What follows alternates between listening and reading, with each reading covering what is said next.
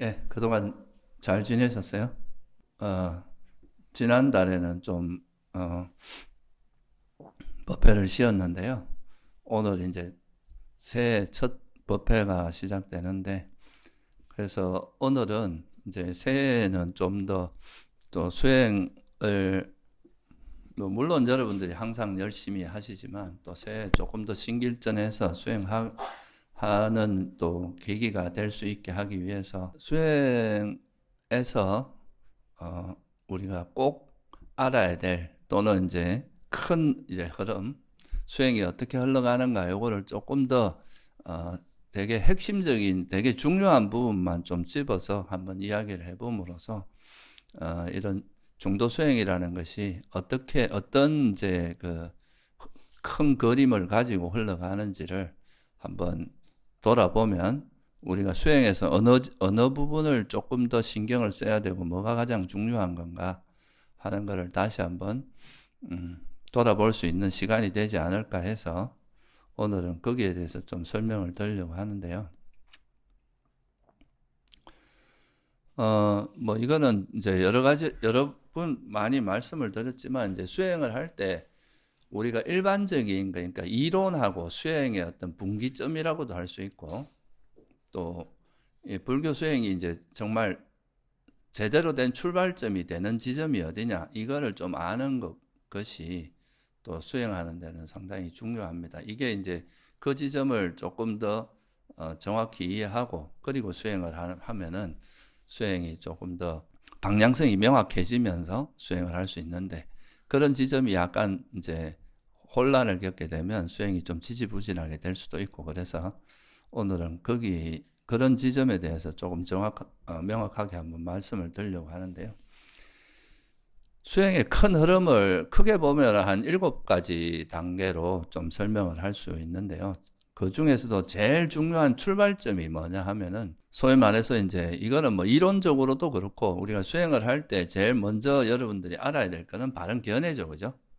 이제 수행의 바른 견해라고 하는 게 수행의 이제 올바른 방향성과 또 그것에 구체적으로 이제 수행을 어떻게 이끌어갈 것인가 그 방법론까지 다 포함이 되어 있는데 근데 이제 이거는 다소 이론적인 느낌으로 받아들일 수가 있어요.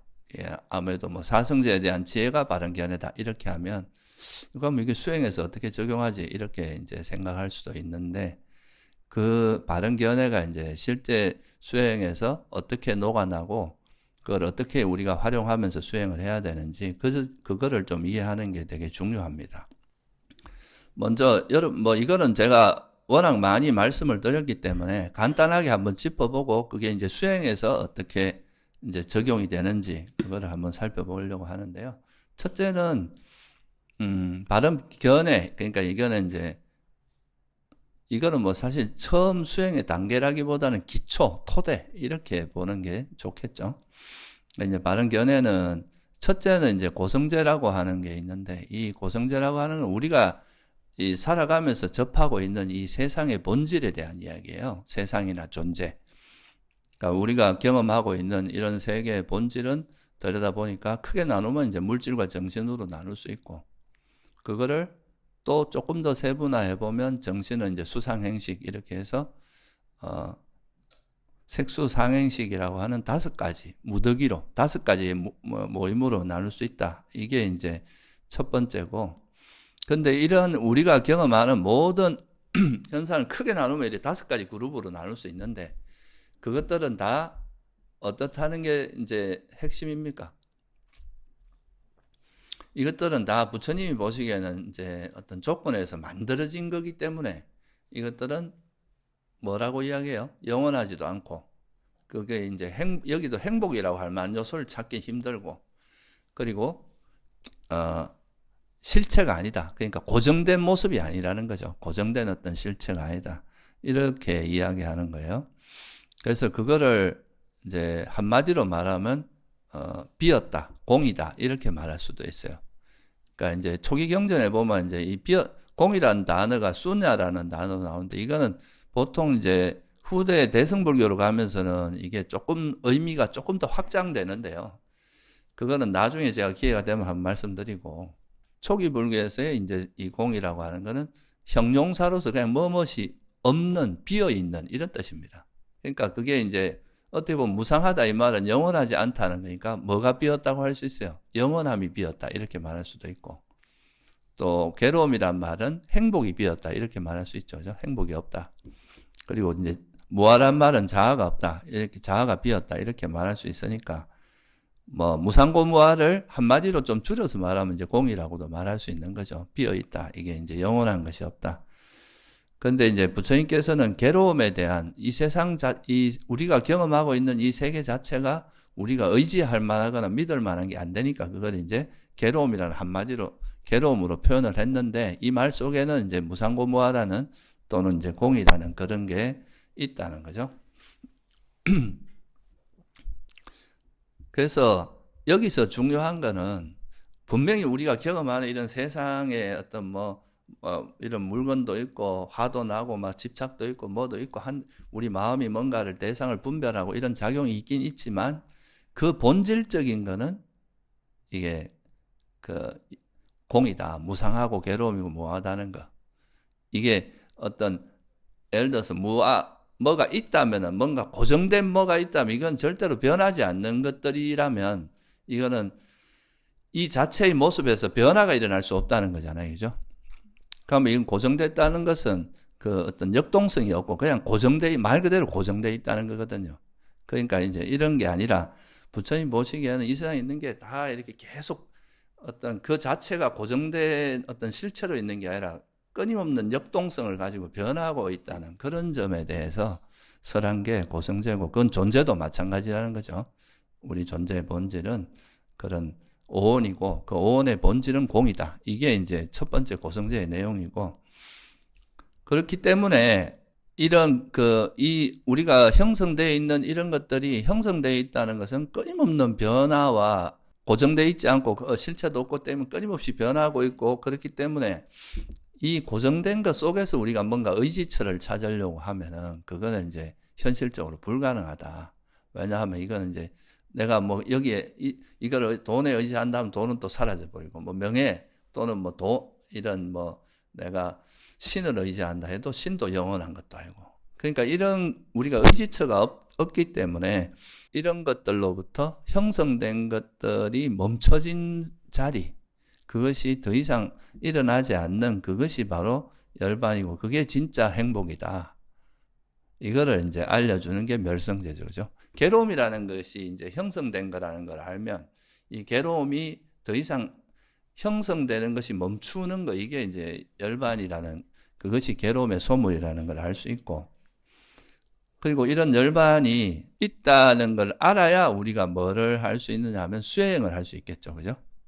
만약에 우리가 아무리 노력해도 그런 완전한 행복의 상태가 없다고 한다면 우리가 신심이 일어날 리가 없겠죠. 그죠? 그러니까 멸성제는 사실 우리에게 내가 이렇게 수행하다 보면 내가 막 이렇게 변화 속에서 힘들고 한데 이 속에서 뭔가 영원한, 우리가 이렇게 수행을 하다 보면 언젠가는 이런 영원한 행복이라는 걸 실현할 수 있다는 그 희망, 그거에 대한 이제 목표 지점, 이런 게 있으니까 저것이 완전한 행복이다라는 게 있으니까 우리가 신심도 나고 그걸 이제 수행을 할 수 있고, 그렇게 동기부여가 되는 거죠. 이제 수행의 동기부여.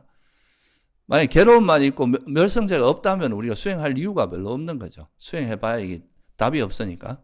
그런데 이제 그거에 답이 있다는 걸 설명해 주는 거고.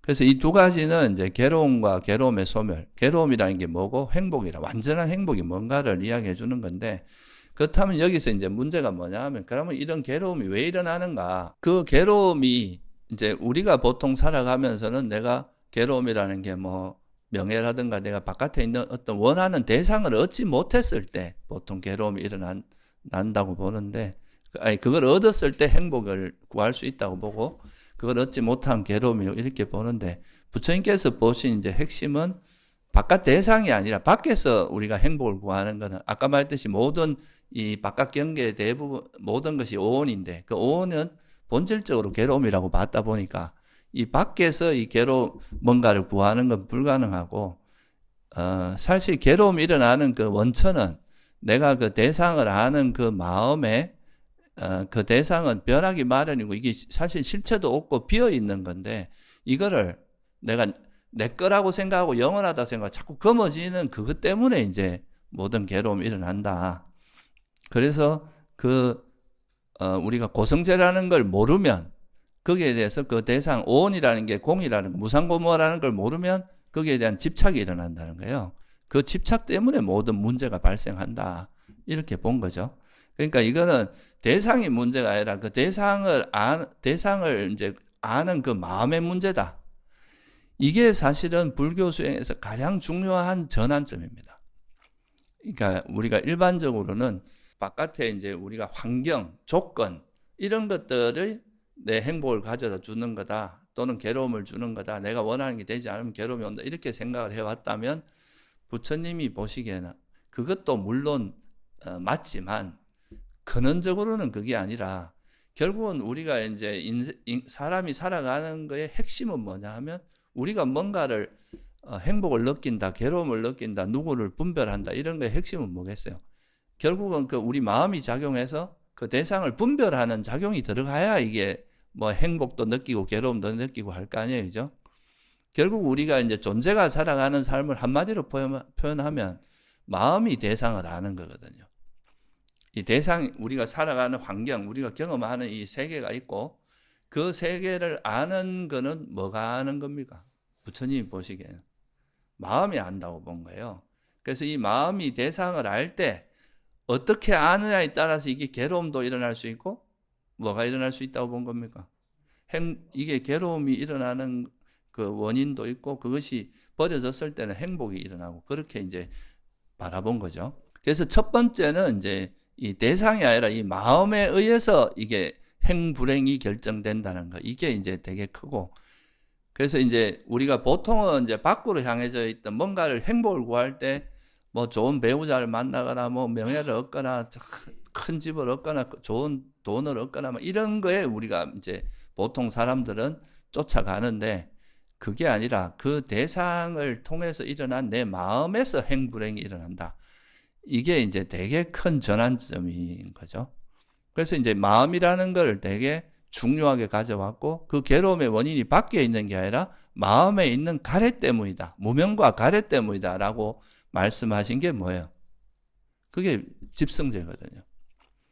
그리고 이 집성제가 소멸한 자리, 가래가 소멸하면 그게 이제 우리가 괴로움도 이거 왜냐하면 가래 때문에 괴로움이란 가래가 소멸한 게 괴로움의 소멸, 완전한 행복이고 가래를 버리는 방법이 뭐냐? 그거에 대한 이야기가 바로 이제 도성제란 말이에요. 그래서 이거를 우리가 선불성이라고 이제 이야기하고, 그러니까 집성제는 괴로움이 일어나게 만드는 그 마음 이제 심리 상태, 그게 탐진치, 그러니까 가래, 대표적인 가래라고 한 거고요. 그 가래를 버리는 방법이 바로 이제 도성제에 해당하는 거죠. 이거는 여러분이 많이 들어서 아는데, 그래서 이거를 이제 이런 관점을 알고 우리가 세상을 바라보면, 이게 이제 이론적으로 또는 이제 부처님의 가르침을 통해서 이제 이런 걸 우리가 듣고 사유하면서 이 정도를 알 수 있는데, 그러면 이게 이제 결국은 수행에서 어떻게 작용하느냐. 이게 실제로 이제 수행에서는 어떻게 작용하느냐. 그거를 봐야 되는데요. 그러니까 이것을 가능하게 하는 가장 핵심적인 게 바로 뭐라고 이제 주장을 하느냐 하면은 그게 바로 알아차림이라고 하는 거예요. 그러니까 왜 이게 중요하냐 하면 우리가 아까 말했듯이 괴로움이 일어나는 그 원천은 어디 있다고 봤습니까? 대상에 있다고 봤어요? 아니면 마음에 있다고 봤어요? 마음에 있다고 봤단 말이에요, 부처님께서. 그죠? 마음이 대상을 아는 게 우리 삶이란 말이에요.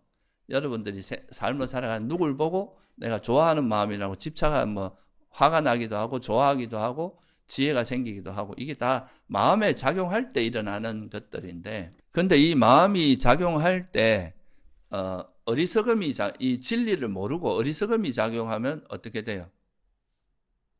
그럼 이것이 영원한지도 모르고 괴로움인지도 모르고 내 것이 아니라는 거 무아인지도 모르고, 다시 말하면 이런 게 비었다는 걸 모르면 그게 자꾸 뭐가 일어나겠어요? 집착이 일어나는, 그걸 자꾸 검어지고 마음에 안 드는 것도 싫어하고 이런 쪽으로 간다는 거죠. 그래서 이게 계속 문제를 일으키기 때문에 결국은 이 마음 상태가 이 마음이 어떻게 작용하냐에 따라서 우리가 이제 문제가 발생을 하기 때문에 그렇다면은 이 마음을 한마디로 말하면 이제 마음이 어떤 탐진치에 오염되어 있는 것과 이 오염이 없어지고 이제 마음이 청정해진 상태 이 두 가지로 나눌 수 있잖아요. 그죠? 마음이 작용을 할 때는 무명이 작용하느냐 아니면 무명이 작용하지 않느냐 이 두 가지로 이제 나눌 수가 있는데 그렇다면은 결국은 뭐를 우리가 정확히 인지해야 이 마음을 항상 청정하게 만들 수 있겠어요? 결국은 자기 마음 상태가 어떻다는 것을 알아야 되겠죠. 그죠? 내가 지금 어떤 어리석음에 의해서 살아가는데도 내가 지금 이 마음 상태가 어리석음이 작용하고 있다는 걸 모른다면은 그게 어떻게 돼요? 모르니까 그게 뭐 문제가 있는지도 모르고 그냥 그래도 살아갈 거 아니에요. 그죠? 근데 내가 만약에 이것이 오염되어 있고 이것이 문제가 있다는 걸 알면 이 마음은 우리가 그 마음을 놓아버리고 다시 그 청정한 상태, 그런 탐욕이나 성냄이나 어리석음이 없는 마음으로 만들면 그거는 뭐가 돼요? 우리가 그게 이제 행복으로 가는 길이 될 거 아니에요. 그죠? 결국은 우리가 살아간다는 것은 마음이 대상을 알고 이래 살아가는 그게 핵심이에요. 우리가 마음이라는 게 없으면 그건 존재가 아니거든요. 생명체가 아니고 이런 사물들은 어떤 대상을 분별한다기보다 그냥 어떤 상황, 주변 상황에 반응을 하는 거지 분별하는 건 아니에요.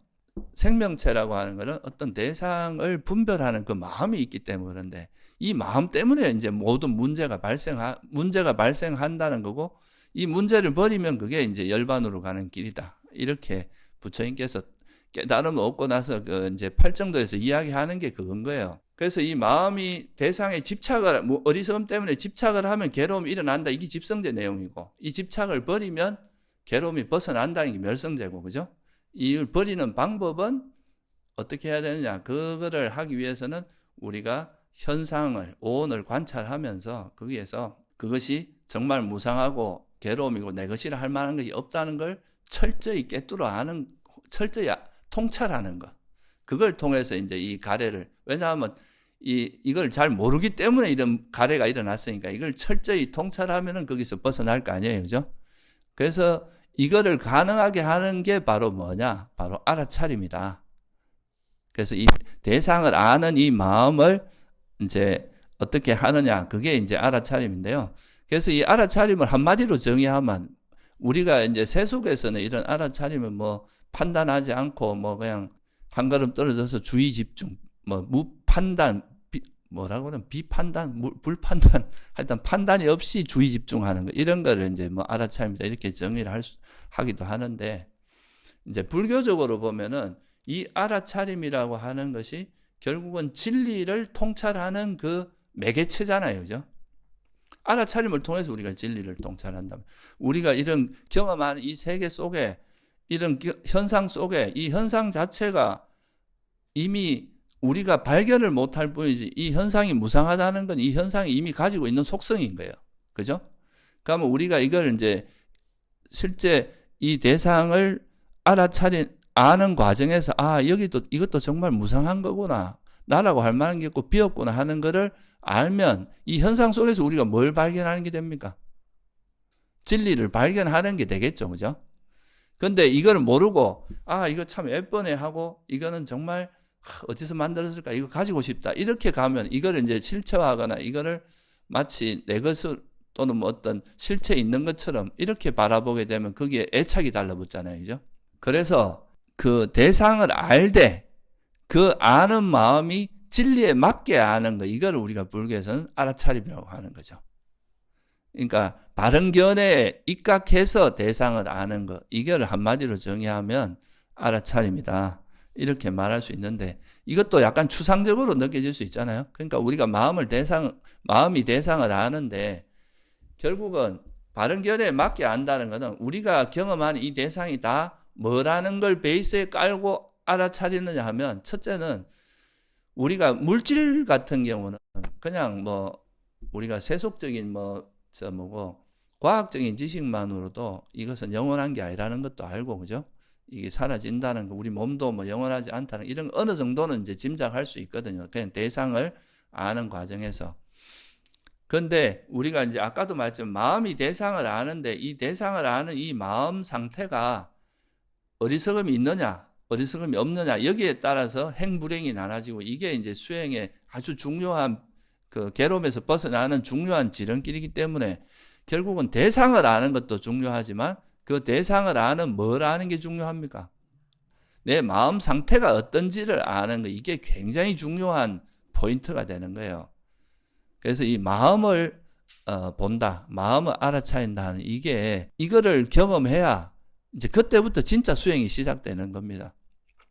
이 마음을 볼 줄 모르는 경우는 아무리 수행을 해도 계속 수행이 지지부진하게 되고 제자리를 걷게 돼요. 그런데 이 대상을 보는 거는 우리가 익숙합니다, 이미. 왜냐하면 우리가 항상 바깥의 대상을 분별하는 이게 우리의 삶이기 때문에 대상을 보는 거는 이미 익숙한 일이라서 그게 쉬운데 이 대상을 아는 이 마음이 대상을 아는 거에서 이 마음 상태가 대상을 알 때 어리석음이 있는지 없는지 이걸 알아. 어리석음이 없는 마음으로 알면 이거는 지혜가 계속 생기게 되고 이걸로 통해서 괴로움으로 벗어나게 되는데 이 대상을 알 때 어리석음이 있고 탐욕이 있고 이러면은 계속 그 대상에 휩쓸리고 환경에 휩쓸리고 조건에 휩쓸려서 끊임없이 그 윤회를 할 수밖에 없고 거기서 헤맬 수밖에 없는 거라는 거예요. 그래서 이제 이 그 대상도 대상이지만 대상을 아는 그 마음을 아는 것이 수행의 가장 핵심적인 요소다. 그리고 여기서 한 가지 더 이제 그냥 마음을 아는 건데 그렇다면 이 마음이라는 것이 보통 이제 사람들이 이 마음을 안다 할 때 이 마음을 좀 실체화하거나 마치 신비화하거나 이렇게 되기가 쉬운데 이 마음이라는 것도 결국은 뭐에 속하는 거라고 할 수 있어요? 오온 중에 하나잖아요, 그죠? 그러면 이 마음도 영원한 거는 아니라고 보는 게 일반적인 이제 초기 불교 입장이죠. 그러니까 마음 이 자체도 무슨 실체가 있는 건 아닌데 그것이 어떤 조건에 일어날 때 적당한 작용을 하다 또 사라지고 적당한 작용을 하다 사라지는 이런 거라는 거죠. 그러니까 이게 마음 자체도 어떤 특별한 어떤 모양이나 실체, 그 어떤 특정한 고정된 모습으로 일어났다가 사라지고 하는 게 아니라 어떤 조건에서 아이도 뭐 되게 보기 싫은 걸 봤을 때는 화가 일어났다 그게 사라지고 또 뭔가 좋은 게 보일 때는 집착하는 마음이 일어났다 사라지고 이렇게 바라보는 거. 그러니까 이 마음이라는 것도 그 자체가 공이라는 거예요. 무상고무아라는 거죠. 무상고무아인데 근데 그 일어날 때는 적당한 뭐가 있다는 거예요. 이 실체가 있는 것도 아니지만 작용이 있다. 근데 그 작용이 때로는 우리를 괴로움에 빠지게 만드는 작용이 일어날 때가 있고 어떨 때요? 어리석음과 결합할 때. 어리석음이 어리석게 대상을 있는 그대로 보는 게 아니라 어리석게 보게 되면 이게 이제 괴로움이 일어나고 이 어리석음이 버려지고 정말 이렇게 순수하게 대상을 있는 그대로 그냥 여기에 어떤 내 감정이나 내 어떤 뭐 판단이나 이런 게 분별심이 빠지면서 그냥 그 대상을 있는 그대로 보는 거. 이렇게 되면은 그게 뭐가 돼요? 그거는 우리가 괴로움에서 벗어나게 하는 그런 유익한 마음 상태가 되죠. 그죠? 선한 마음 상태. 그래서 한마디로 말해서 이제 우리 마음이 있는데 그 마음이 공이지만 선과 불선의 작용이 있다. 이 명확한 이 관점. 그러니까 이런 마음이 일어날 때 이것은 마음은 실체도 없고 이건 공이지만 무상고무아지만 그렇지만 이거는 지금 해로운 작용이나 이렇게만 바라보면 이 현상 자체를 우리 마음이라는 것을 여기에 대해서 뭔가 좋다 싫다 이런 개념이 들어갈 수가 없는 거예요. 그냥 이거는 해로운 작용이니까 놓아버리고 이건 유익한 작용이니까 개발하고 이렇게만 단순하게 접근이 될 수 있잖아요. 그죠? 그래서 이거를 우리가 뭐라고 하느냐 하면은 이렇게 되는 것을 이런 그 통찰 마음이라는 게 실체도 없고 그냥 단지 이런 작용이 일어날 뿐이구나.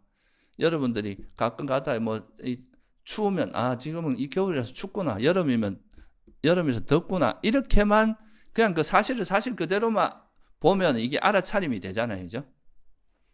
그냥 그 있는 그대로만 우리가 받아들이는 건데, 여기에 내 감정이 들어가서, 여기에, 이건 뭐 여름에 왜 이렇게 덥고 막 짜증나고 이렇지라고 하면 여기에 이제 이 대상 자체를 의미를 부여하게 되고, 그것이 마치 실체인 것처럼 이렇게 되면 거기에 어리석음이 작용하면서 거기에 좋다 싫다 이런 개념이 감정이 들어가면서 괴로움을 불러일으킨다고 보는 거죠.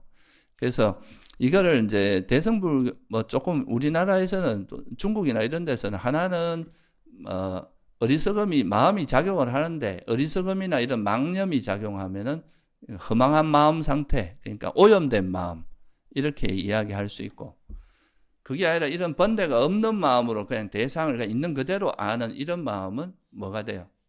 이거는 이제 아주 깨끗하고 청정한 마음 상태가 되는 거죠.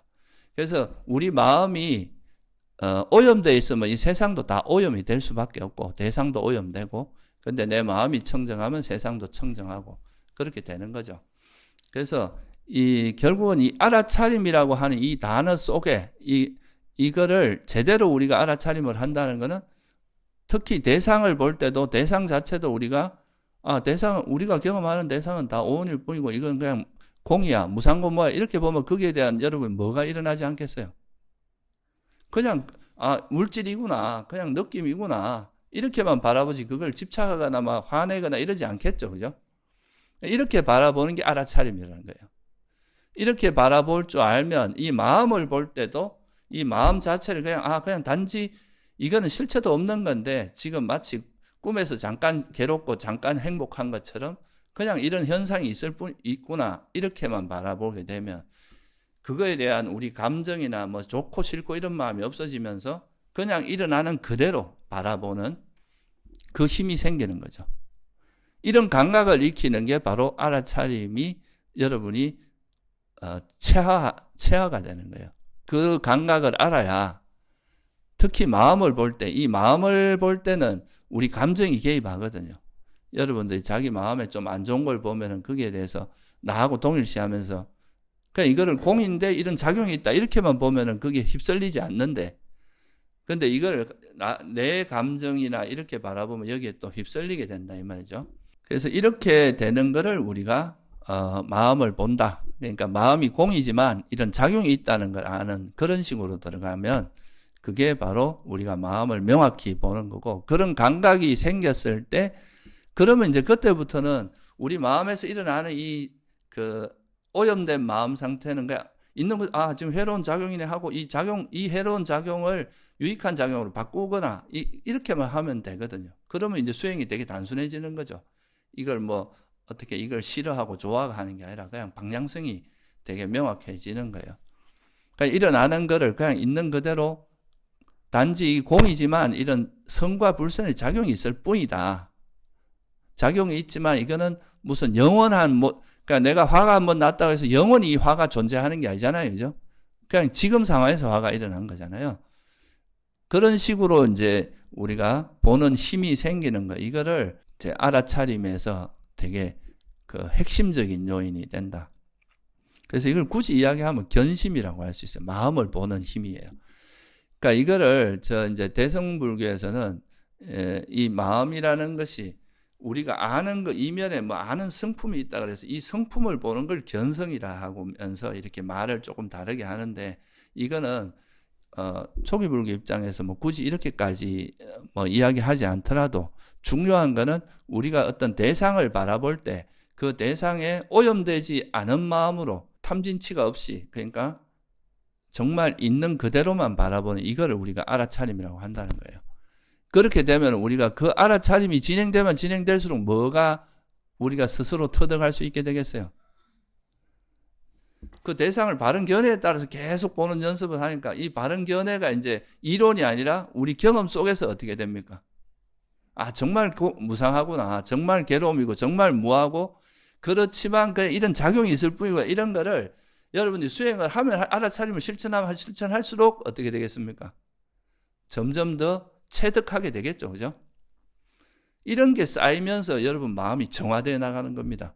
이 알아차림이 잘 진행되면 이거는 이제 알아차림이 잘 된다는 것은 이 대상을 알아차릴 때 그 대상도 공하지만 이 내 마음을 아는 이것도 무상고 무하다는 것도 명확히 알면서 그냥 단지 이런 작용이 있을 뿐이다. 그죠?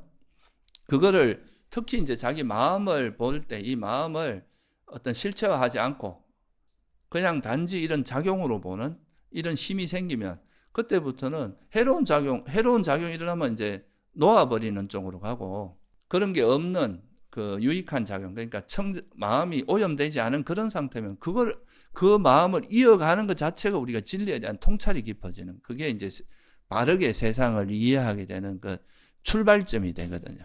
그래서 저는 굳이 이야기하자면 이 견심, 마음을 보는 게 바로 우리가 불교 수행, 중도 수행의 출발점이다. 이때부터 진짜 수행이 시작된다. 이렇게 말할 수도 있어요. 그러니까 이 마음을 자기가 이제 좀 보는 힘이 생기는 게 수행에서는 대상을 보는 거는 그나마 좀 쉬워요. 우리가 대상이라는 건 이미 이제 대상을 분별하는 건 쉬운데 이 대상을 거슬러서 이걸 회광반조라고 하거든요. 대상 빛을 돌려서 그 마음이 일어나는 그 이제 이 대상을 아는 그 마음을 보는 거. 이 힘이 생겨야 이제 수행에서 올바른 수행으로 갈 수 있다. 그래서 부처님께서 말씀하신 집성제하고 도성제, 고성제는 우리 이 마음의 베이스 같은 거거든요. 이 마음이라는 게 뭐 마음도 다 물질도 마찬가지지만 이 마음이라는 것도 결국 무상고 무하고 이거는 어떤 실체도 그냥 잠시 어떤 일어나는 거지 이거에 본질적으로는 비어 있다. 실체가 없다. 그렇지만 그 마음이 일어날 때 어떤 작용이 일어나에 따라서 괴로움이 일어나기도 하고 이게 없으면 괴로움에서 벗어나는 그런 마음이 되기도 한다. 이거를 아는 거잖아요. 그죠? 그래서 그렇게 되기 때문에 첫 번째 이제 수행으로서 우리가 중요한 첫 번째 단계는 바로 이 마음을 보는 거다. 견심이다. 뭐 이걸 한자로 말하면 견심인 거예요. 마음을 보는 거죠. 실제로 우리가 머리로 아는 게 아니라 실제 여러분이 어떤 대상을 알 때 그 자기 마음을 계속 들여다보면서 마음을 관찰하면서 알아차리면서 그 알아차릴 때 난 이거 화가 났는데 나한테 왜 자꾸 화가 일어나지? 이 화를 미워하고 이러면 이거는 올바른 알아차림이 아니겠죠. 그죠? 왜냐하면 이거는 벌써 내가 마음에 안 드는 거에 대해서 싫어하는 마음이 이렇게 되면 이건 올바른 알아차림이 아닌 거예요. 그냥 이런 마음이 있구나. 그냥 탐욕이 일어났구나. 성냄이 일어났구나. 이렇게만 보는 거죠. 그런 게 없는 마음이 되면은 그냥 그 마음을 그냥 그대로 쭉 이어가기만 하면 되거든요. 그래서 첫 번째가 알아차림에서 수행의 큰 흐름에서 바른 견해는 그냥 베이스라고 보시면 되고 실제 수행에서 첫 번째 단계는 알아차림이고 알아차림을 이해하는 거예요. 특히나 마음을 볼 줄 알아야 돼요. 이 마음 보는 게 수행에 사실 이거를요. 우리나라에서 도노 점수 이런 말 들어봤어요? 그죠? 이 도노 점수할 때 그 도노가 이 마음 보는 거하고 굉장히 밀접한 관계가 있습니다. 그러니까 그만큼 이게 중요한 거예요. 이게 돼야 마음을 보는 것부터 시작해야 이제 수행이 본격적으로 진행이 될 수 있다. 이렇게 보는 거죠. 그래서 그 다음에 그게 되면 두 번째는 뭐냐 하면 우리가 이제 마음이 대상을 작용할 때 우리가 대상을 알아차리고 있지만 그때 자기 마음에 대해서 항상 살피는 이게 이제 마음을 보는 힘이잖아요. 그죠? 내가 분명히 항상 평소에 우리가 대상을 분별하고 살아가는데 그때 내 마음이 청정한가 오염되어 있는가 이거를 볼 줄 아는 힘이 뭐예요? 그게 마음을 보는 힘이고 견심의 힘이거든요. 이 마음 보는 힘이거든요. 그러면 이제부터는 이 마음을 볼 줄 알게 되면 그 다음 수행은 되게 단순해질 수 있어요. 뭐가 돼요? 내가 어떤 대상을 보는데 뭔가 마음이 그냥 아무 이렇게 탐욕이나 성냄 없이 그냥 보면은 정말 자연스럽고 되게 물흐르듯이 마음을 볼 수 있는데 그냥 그렇게 흘러가는데 우리 욕망이나 성냄이 그러면 그 대상이 툭툭 걸리는 거예요. 뭔가 집착이 일어날 땐 또 딱 걸리고 화가 날 때도 걸리고 그럴 때 이게 이제 이럴 때 작용하는 거를 우리가 뭐라고 하냐면 주로 대표적인 게 뭐냐 하면 장애거든요. 뭐 감각적 대상에 달라붙는 대상을 좋아하는 감각적 욕망이 일어나기도 하고 내가 원치 않는 그러니까 내가 좋아하는 욕구가 있는데 그게 실현이 안 되면 어떻게 돼요? 화가 나죠. 화도 일어나고 또 그러다가 또 이게 이렇게 욕망이나 성냄으로 달리다 보면 마음도 들뜨고 그러다가 또 이게 좀 마음이 막 이렇게 쓰다가 좀 지치면 또 어디 가요? 무기력해지고 게을러지고 그 해태원침으로 또 빠진단 말이죠. 그러다가 또 수행하다 보면 또 뭐가 있느냐 하면 이렇게 하는 게 맞나? 이게 진짜 진리가 맞나? 이러면서 계속 뭘 하게 돼요? 의심이 일어납니다. 그러니까 이런 마음들이 일어날 때 이게 또 내 마음에서 이런 욕망이나 성냄이나 해태원침이나 들뜸이나 후회나 의심이 일어나는 걸 즉각적으로 이 마음 자체는 해로운 마음이지만 이것이 장애가 있는 마음이라고 알아차리는 거, 이건 있는 그대로 딱 아는 거, 이게 있으면 이 장애를 어떻게 할 수 있습니까? 내려놓을 수 있죠. 그래서 두 번째 단계는 장애를 내려놓는. 처음에는 이제 우리 마음이 오염되어 있잖아요. 이미 마음이 많이 오염이 되어 있기 때문에 그 오염된 거를 가라앉히는 게 두 번째 단계예요. 알아차림이 있으면 그 다음에 장애를 놓아버릴 장애를 내려놓을 수가 있는 거죠. 이 장애가 있다는, 우리 마음에 장애가 있다는 것은 계속 우리 마음이 뭔가 작용할 때마다 뭔가 걸림돌이 되고 마음이 계속 무겁고 힘든 짐을 가지고 사는 거랑 똑같거든요. 그러니까 이 짐을 내려놓으면 우리가 막 무거운 짐을 들고 가다 그 짐을 내려놓으면 어떻게 됩니까? 좀 편안해지죠. 그죠? 그러니까 이것도 계속 장애가 뭔가 욕망이 붙거나 화가 나거나 하면 이것이 욕망인지 알고 성냄인지 알고 알아차리고 그걸 내려놓는 그 노력을 처음에는 이제 해야 됩니다. 왜냐하면 처음에는 이제 장애가 더 주로 일어나거든요. 우리가 마음이 이미 오염이 많이 돼 있기 때문에 그 오염된 마음을 좀 내려놓는 과정이 두 번째, 우리가 수행의 큰 흐름으로 보면 두 번째 흐름이라고 볼 수 있어요. 이거를 이제 부처님께서는 어떻게 비유하기도 하느냐 하면, 우리가 이제 막 가을에 곡식이 막 자라서 들판에 곡식이 많으면은 어떻게 됩니까? 소들이 그거 막 뜯어 먹으려고 막 달려갈 거 아니에요. 그죠? 그럴 때는 목동이 어떻게 해야 돼요? 재찍도 치고 막 하면서 못 가도록 잡아놔야 되잖아요. 그런 것처럼 우리 마음이 처음에는 아직까지 번뇌가 많고 이럴 때는 그 마음을 잘 알아차리고 단속을 해서 이 마음이 이제 계속 그 번뇌로 흘러가지 않도록 하는 노력을 계속 기울여야 되는 거예요. 이럴 때 우리가 꼭 많이 이제 해야 되는 게 이게 소위 말해서 계도 잘 지키고 감각적 욕망도 감각 기능도 잘 단속하고 또 구체적인 수행으로 들어가면 이제 호흡을 통해서 마음이 흘러가면 다시 이렇게 호흡만 아는 그 마음은 오염되지 않은 마음이잖아요. 그죠?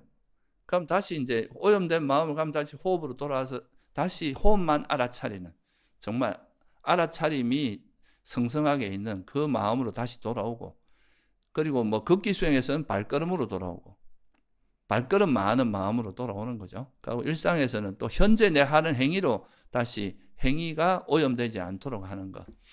그렇게 하면서 장애가 일어날 때마다 그 장애를 알아차리고 이 장애를 놓아버리는데, 이 장애를 놓아버릴 때 이 장애 자체도 사실은 일시적으로 일어나는 걸 뿐이다. 아까 마음 보는 힘을 배웠잖아요. 그죠?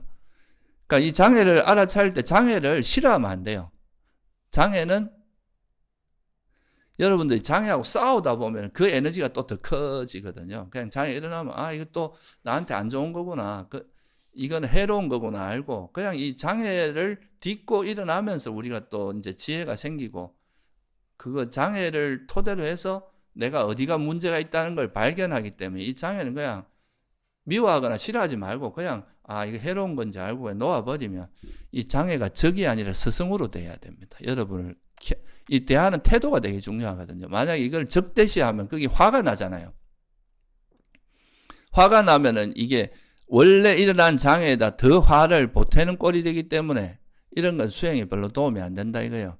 그러면서 이제 장애가 일어나면 그냥 앞에서 우리가 마음을 보는 힘이 생겼잖아요. 견심이라고 하는 마음을 이렇게 공이지만 작용으로만 보는 이런 힘이 생겼기 때문에 이 장애가 일어나도 이 장애는 실체도 없는 공인데 그냥 해로운 작용이 있는 거야 라고 하면, 그러니까 이거를 놓아버림으로써 우리 마음이 청정해질 수 있다는 거. 이걸 알면 그때는 자연스럽게 그냥 이걸 놓는, 그냥 이것이 사라지기 마련이고 또 내가 그 집착하는 대상 자체가 무상고 무아라는 이것만 이해하면, 그걸 모르기 때문에 집착이 일어난 거거든요.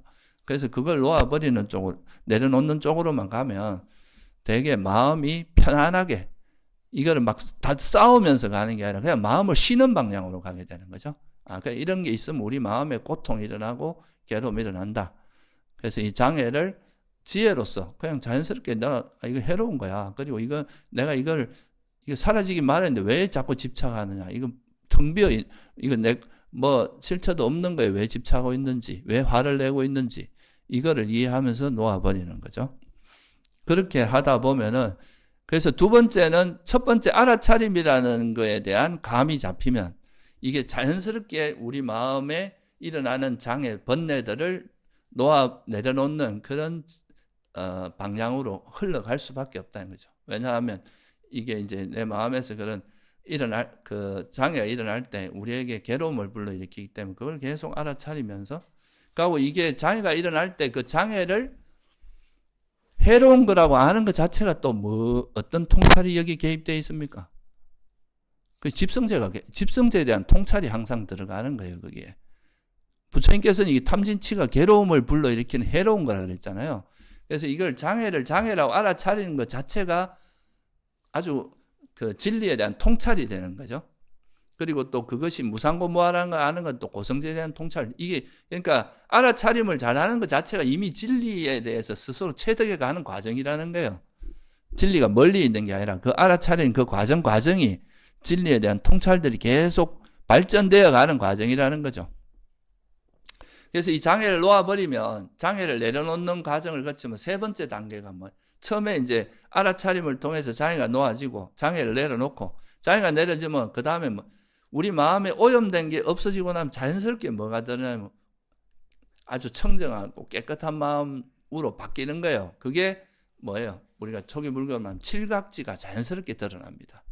깨달음의 구성요소라고 하죠. 지혜도, 그러니까 번뇌가 무명히 작용하기 때문에 탐욕과 성냄이 일어났는데 이걸 내려놓고 나면 자연스럽게 지혜와 자비 이런 게 화를 안 내면 자비심이 드러나고 또 이거를 있는 그대로 좋다 싫다 이런 거 없이 일어나는 그대로 있는 그대로 보게 되면 그게 뭐가 돼요? 지혜고 작용하잖아요. 그죠? 그리고 또 이런 우리 마음의 장애가 막 우리 마음을 어지럽게 하는 게 호흡을 알아차리려고 하는데도 호흡을 아는 마음에 멈춰 있지 않고 막 이렇게 마음을 어지럽게 하는 이게 이제 장애였는데 이 장애가 가라앉으면 마음이 자연스럽게 그냥 호흡을 아는 마음으로만 마음의 에너지가 모이게 되잖아요. 그러면 또 이게 자연스럽게 뭐로 가냐? 삼매로 간다는 거죠.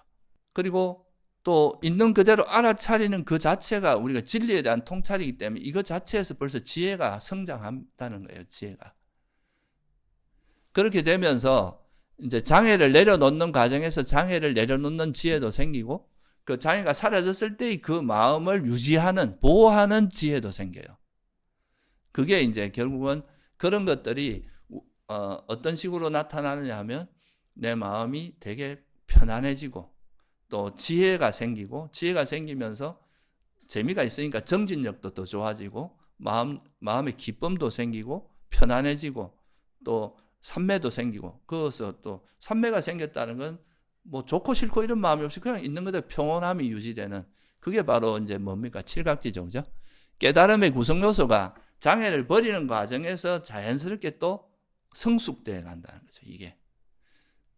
그래서 이거는 둘이 이제 서로 분리되어 있는 게 초반에는 번뇌가 많기 때문에 주로 장애를 내려놓는 데 에너지가 많이 들어가요. 근데 한 단계 더 나아가면 이제는 이 드러난 삼매나 지혜 그리고 좀 더 다양하게 말하면 깨달음의 구성 요소라고 하는 칠각지 같은 이런 것들이 주로 우리 마음을 일어나게 됩니다. 그러니까 알아차림이 잘 진행되는 거죠. 초반에는 알아차리다가 또 번뇌가 일어나서 깨졌다가 다시 또 알아차려서 다시 돌아오고 하는데 이 뒤에 나중에 되면 알아차림이 잘 지속되고 그러면서 삼매와 지혜가 이제 같이 성숙해가는 그러면서 우리가 소위 말해서 수행이 잘 될 때 나타나는 마음도 편안해지고 희열과 행복도 생기고 또 평온해지는 이런 것들이 같이 다 동반되면서 나타나는 게 바로 세 번째 단계라고 할 수 있어요. 칠각지가 드러나는 거죠. 그래서 이 알아차림이 우리 마음을 볼 줄 아는 힘을 기반으로 해서 장애를 내려놓을 수 있고 이 장애가 버려지면서 삼매와 지혜도 성장하고 이 이제 장애를 버리는 과정에서 지혜도 성장하고 또 삼매도 성장하면서 그러면서 첫 번째 드러나는 우리가 수행의 결실이 뭐냐 하면 장애, 이제 알아차림을 통해서 장애도 놓아버리고, 이제 칠각지가 특히 이제 삼매와 지혜죠. 칠각지의 대표적인 건 삼매와 지혜란 말이죠. 이 두 가지가 막 성숙하다 보면, 그러면 이게 이제 그 장애가 점점 가라앉을수록 이게 지혜가 성장할수록 장애를 쉽게 놓아버리고 장애가 거의 안 일어나게 된단 말이죠. 그러면 이제 이게 첫 번째로 가는 게 뭐냐? 그러면 마음이 이제 예를 들면 호흡 수행을 하고 걷기 수행을 특히 이제 호흡 수행을 하다 보면 호흡을 알아차리니 이거 외에 장애가 있을 때 막 요동치던 것들이 다 가라앉고 그냥 호흡만 앓는 마음으로 쭉 이어질 수 있잖아요. 그죠? 그렇기 때문에 이게 결국 이제 나중에 그러니까 장애를 내려놓고 칠각지가 이제 칠각지 요소가 막 드러나다가 첫 번째 이게 이제 의미 있는 결실로 나타나는 게 바로 선정입니다. 바른 삼매가 이루어지는 거죠. 이 바른 삼매는 앞에서 말했듯이 우리가 마음을 보는 힘이 있고 장애를 놓아버림으로써 그 칠각지가 성숙해 가는 과정에서 이제 바른 삼매, 소위 말해서 선정이라고 하는 완전히 몰입된 그런 상태, 이런 게 이제 일어나는 거죠. 일반적인 삼매, 그러니까 우리가 뭐 걷기 수행을 할 때도 그 대상의 하나가 되는 삼매가 일어나고 또 일상에서도 우리가 일상에서 이제 사람들하고 대화를 하거나 뭐 말을 하거나 행동을 할 때 그냥 거기에 번뇌 없이 하는 거 있잖아요. 그런 것도 다 순간순간 찰나상의 삼매는 있는데, 근데 이제 이 선정이라고 하는 거는 그런 거하고 좀 달리 어떤 하나의 대상에 완전히 몰입된 상태인데, 이런 상태가 되면은 어떤 의미가 있느냐 하면은 우리가 이제 일반적인 의식에서는 그래도 우리 의식의 스타일이나 어떤 방향성이나 그런 게 그대로 남아있지만, 선정이라고 하는 상태는 어떤 하나의 대상에 몰입해서 그 다른 생각이 완전히 비워진 상태이기 때문에, 다시 말하면 마음이 그냥 나중에 선정에 들어갈 때 니미따라고 하는 이제 그게 이제 생겨서 그 니미따를 통해서 선정이 되는데, 니미따라고 하는 건 사실 자기 마음의 빛이거든요. 마음이 밝아지면 나타나는 거기 때문에 결국 마음이 마음을 아는 거예요. 사실은 어떻게 보면. 그러니까 이건 여기서는 모든 지금까지 우리가 가지고 오던 그 대부분의 의식이나 생각의 사고의 방향이나 스타일 이런 게 일시적으로 다 멈춰버리는 상태가 되는 거죠. 지금까지 해오던 의식의 방향성 이런 게 순간적으로 텅 비어진, 소위 말해서 아무것도 그 어떤 의식의 흐름이나 이런 게 없는 상태로 되니까 그때만큼 우리 마음이 원초적이 되는 때가 없다요. 가장 그 근원적인 어떤 상태, 아무것도 오염되지 않은 그런 마음으로 딱 나타나기 때문에, 그럴 때 우리가 소위 말해서 자기가 가지고 있는 생각의 패턴 같은 게 있을 수 있잖아요, 사람들이. 그죠? 근데 그게 일반적인 우리가 그냥 윗바사나를 하거나 그냥 현재 알아차림 이런 거에서는 그런 게 완전히 이렇게 놓아지기가 쉽지 않은데, 선정이라고 하는 상태는 1시간, 2시간, 몇 시간 동안 어떤 생각도 일어나지 않고 단지 그 자기 마음이 철저하게 깨어있는 상태로만 쭉 유지되는 상태이기 때문에, 이런 상태에서 우리 의식은 완전히 새로운 뭔가 극적인 변화가 일어납니다. 기존에 한 번도 경험해보지 못한 그런 마음 상태거든요. 우린 끊임없이 대상을 분별하고 있다가 그런 분별이 일제로 완전히 멈추고 그냥 마음 상태가 그냥 스스로 아주 또렷하고, 그러니까 니미따를 대상으로 한다는 건 니미따가 자기 마음이 밝아 있는 걸 보니까 결국은 이게 자기 마음의 반응이거든, 니미따라고 하는 게. 결국 그게 자기 마음이 또렷하게 깨어있는 그 상태로 쭉 유지되기 때문에 이거는 우리가 살면서 한 번도 경험하지 못한 마음의 어떤 형태고, 거기서는 기존에 가지고 있던 우리 사고의 틀에 이런 게 다 녹아버립니다. 그래서 이럴 때 이제 우리가 다시 나와서 어떤 현상을 볼 때는 기존과는 완전히, 기존에 내가 가지고 있는 어떤 의식의 어떤 흐름이나 이런 게 다 완전히 리셋된 상태에서, 완전 초기화된 상태에서 세상을 볼 수 있기 때문에, 이때 이제 진짜 어떤 부처님의 가르침을 따라서 현상을 보게 되면 그거는 진짜 완전히 깨달음으로 갈 수, 이미 완전히 기반 정리를 다 해놓은 상태인 거예요. 선정에 들어가는 그 과정에서 이미 우리 마음을 방해하는 것들을 싹 정리하고, 그리고 나서 마지막에 마음이 정말 또렷하게 깨어서 그 상태로 이어지기 때문에 그게 이제 부처님께서 그래서 이게 깨달음의 수단이 될 수 있다고 부처님 이제 수행 여정에 보면 수행하시다가 뭐가 우리 깨달음의 도구가 될 수 있겠나 생각해 보니까 내가 어릴 때 들었던 그 선정을 생각하신 거죠. 이 과정도 이게 왜 이런 선정이 중요하냐면 외도의 삼매는요 그냥 대상에 집중만 하는 삼매입니다.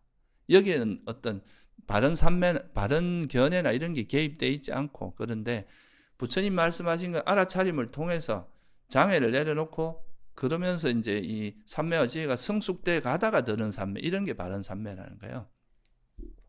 그래서 이 바른 삼매 선정은 깨달음에 아주 중요한 도구가 됩니다. 그래서 경전에 보면 삼매를 닦아라. 삼매를 닦으면 있는 그대로 본다. 그래서 이게 이제 네 번째 중요한 그 이제 결실이라고도 할 수 있어요. 이거는 이제 수행자의 이때부터는 진짜 의미 있는 결실. 이 특별한 법에 속하거든요. 이 선정이라고 하는 것도. 이 정도 되면은 수행이 상당히 이제 높아진 거죠. 그 다음에 두 번째가 뭐냐면 여기서 바로 깨달음으로 이어지기도 하지만 우리가 사문과경이라고 있어요. 디가니까에 보면. 이 사문과경에 보면 여기서 한 단계를 더 설정을 해놨습니다.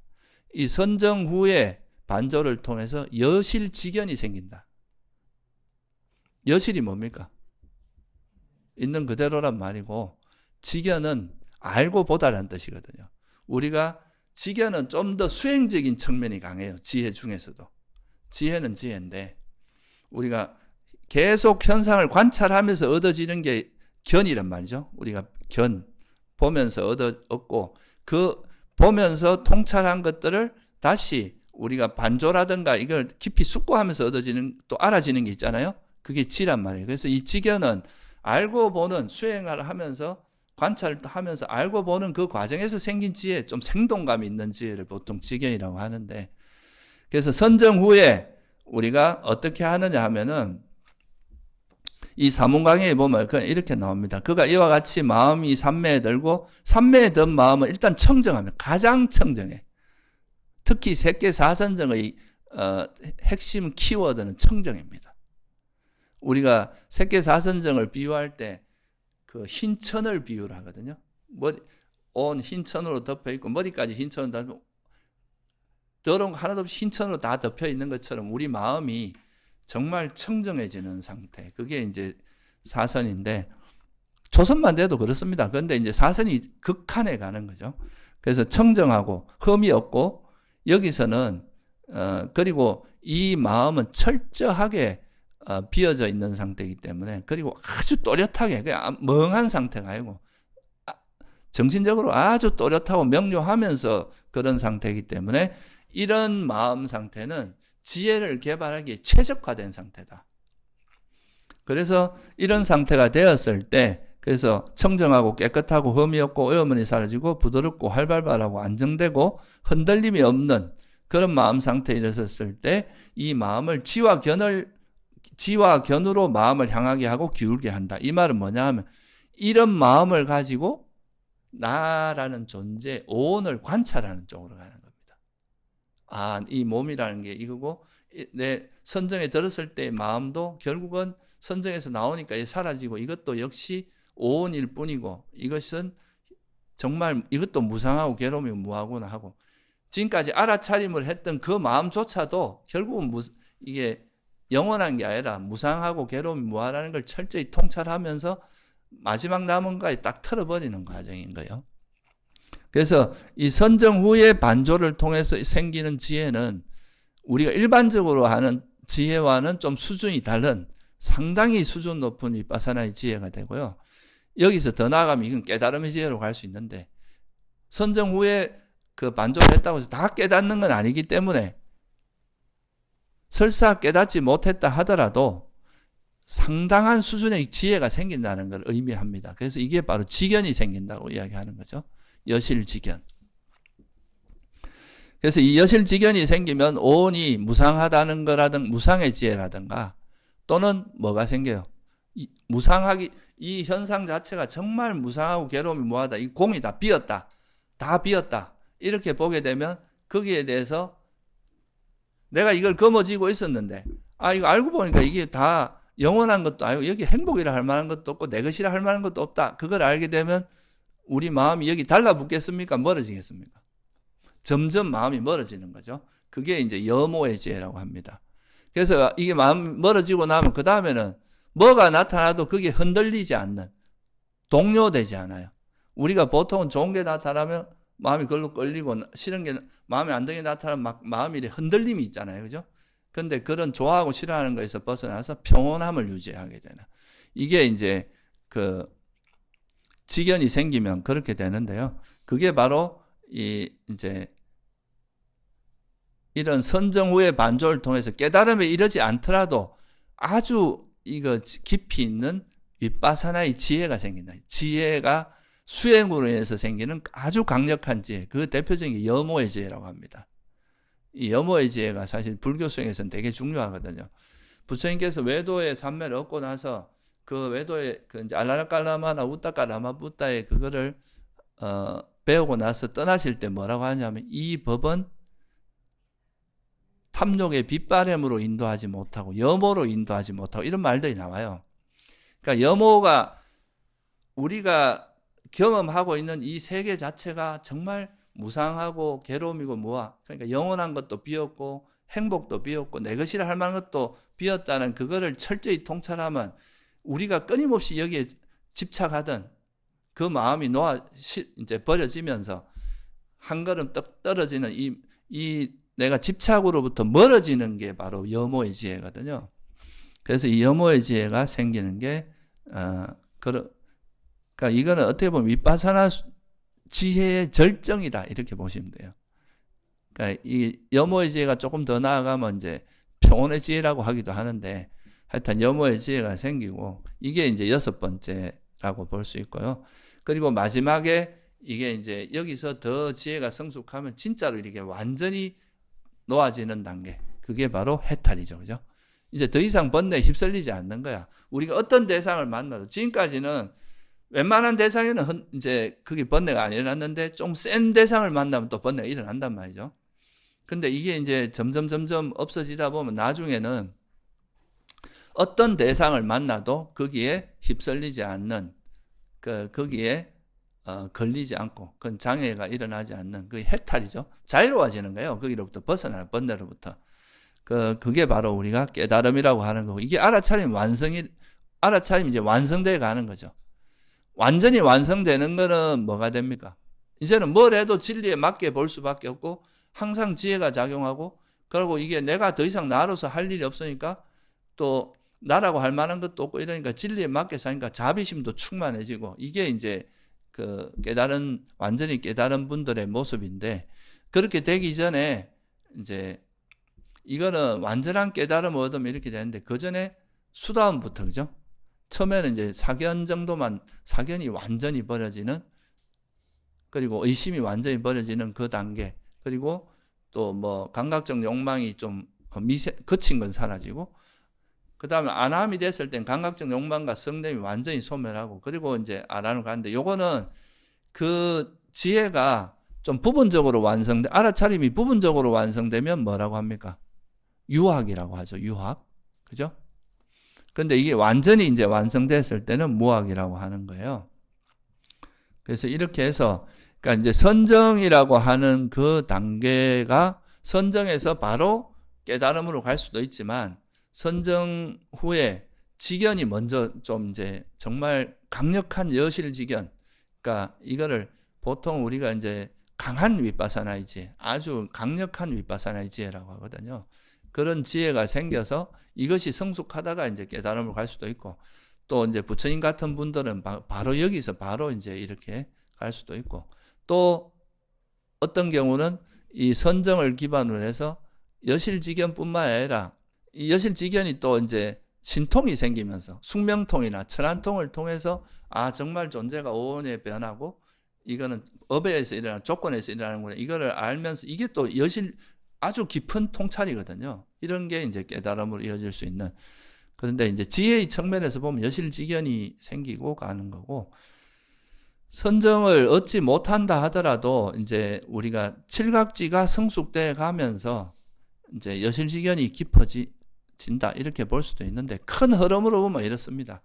그러니까 첫째는 이제 알아차림이 정말 수행의 시작이다. 이거를 좀 오늘 제가 강조하고 싶은 건데요.